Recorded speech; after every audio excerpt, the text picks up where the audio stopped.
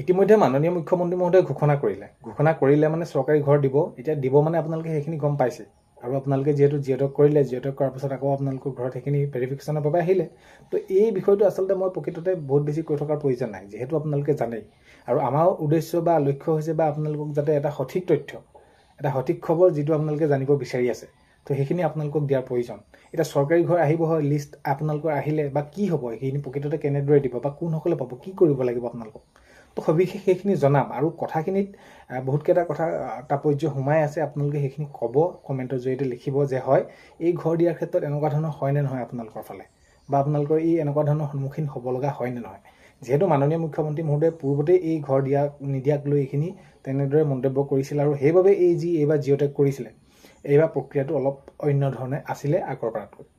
তো এই আজি সকলোখিনি কথা আজিৰ এই ভিডিঅ'ৰ জৰিয়তে জনাম, যিহেতু আপোনালোকক প্ৰকৃত আৰু সত্য এটা কথা উপস্থাপনৰ জৰিয়তে আপোনালোকক জনাৰ প্ৰয়োজন আছে। কাৰণ কেলৈ আপোনালোকে চেনেলটো ছাবস্ক্ৰাইব কৰি থৈছে সেইবাবে, এনেইতো আপোনালোকে ছাবস্ক্ৰাইব কৰি থোৱা নাই কিবা এটা আপোনালোকে জানিবৰ বাবে।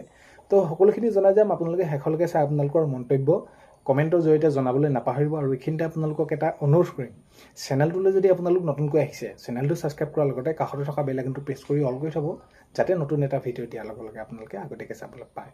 যদি ভিডিঅ'টো চাই ভাল পায় লাইক এটা কৰি দিব আৰু শ্বেয়াৰ কৰি দিব, আৰু ছাবস্ক্ৰাইব এইকাৰণেই কৰিব যাতে মই আগন্তুক সময়ত আপোনালোকক আৰু নতুন ভিডিঅ'ৰ সৈতে লৈ আহিবলৈ, উপস্থাপন কৰিবলৈ অলপ উৎসাহ পাওঁ।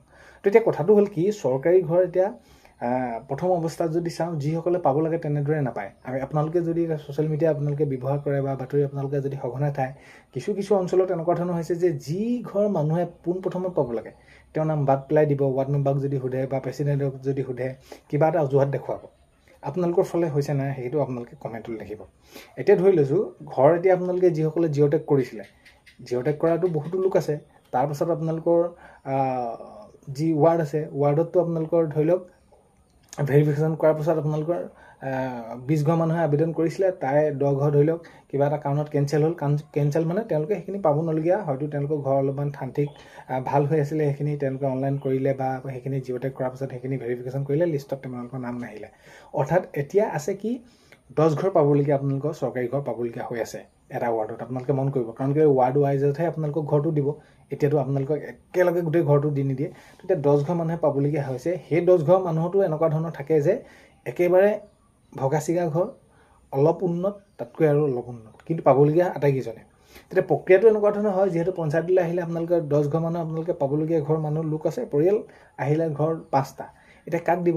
এতিয়া এনে কিছুমান হয় প্ৰক্ৰিয়া এনেকুৱা যে আপোনালোকে যি প্ৰকৃততে প্ৰথম পাব লাগে 5 জনৰ ভিতৰত আপোনালোকে এজন পাবলগীয়াই, কিন্তু তেওঁৰ লিষ্টত নামটো কি কৰি দিয়ে, সেই বাকী নোপোৱা 5 জনৰ ভিতৰত থৈ দিয়ে।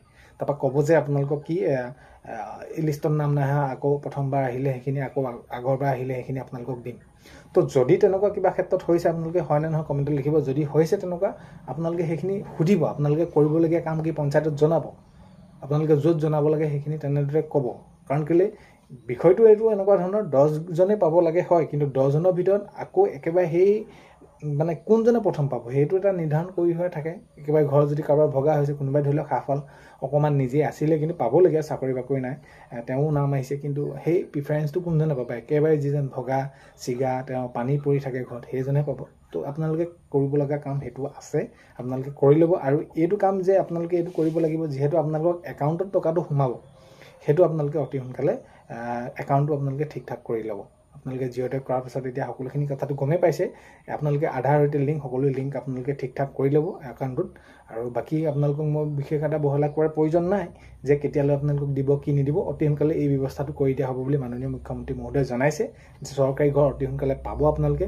বিশেষ আৰু একো কৰিব নালাগে, আপোনালোকৰ জিঅ'টেক কৰিলে, জিঅ'টেক কৰাৰ পাছত আপোনালোকৰ আকৌ পঞ্চায়তৰ প্ৰতিনিধি আহিলে, আপোনালোকে ছেক্ৰেটাৰী আহিলে, আপোনালোকক ফটো মাৰিলে, সেই অনুসৰি আপোনালোকে পাব। কিন্তু কথা এটা মনত ৰাখিব যে আপোনালোকে খবৰ কৰি থাকিব যাতে আপোনালোকৰ ঘৰৰ লিষ্ট আহিছে নাই অহা, কি হৈছে, এইখিনি হয় নে নহয় কথাটো আপোনালোকে কমেণ্টৰ জৰিয়তে জনাব। এইখিনিয়ে চলি আছে, আৰু এইখিনি ক্ষেত্ৰত সেইবাবে মাননীয় মুখ্যমন্ত্ৰী মহোদয়ে পদক্ষেপ লৈছিলে যে এইবাৰ এইদৰে জিঅ'টেক কৰা যাওক। কাৰণ কেলৈ বিভিন্ন সময়ত তেওঁ সেইখিনি শুনিবলৈ পাইছিলে, সেইখিনি মন্তব্য কৰিছে যে এই ঘৰ দিয়াৰ ক্ষেত্ৰত খেলি মেলি, কিবা পইচা লয় ইত্যাদি ইত্যাদি। কিন্তু প্ৰুফ হিচাপে, প্ৰমাণ হিচাপে যিহেতু নাথাকে সেইখিনি, তেতিয়া তেওঁ এই যি ব্যৱস্থা ল'ব নোৱাৰে। তো এইখিনি ক্ষেত্ৰত সেয়াই জনালোঁ। আগন্তুক সময়ত খবৰসমূহ আহি থাকিলে নিশ্চয় আপোনালোকক ভিডিঅ'ৰ জৰিয়তে জনাবলৈ চেষ্টা কৰিম। ভিডিঅ'টো শেষলৈকে চোৱাৰ বাবে ধন্যবাদ। আজিলৈ মানে অন্য এটা ভিডিঅ' এটা লগ পোৱাৰ আশাৰে বাই।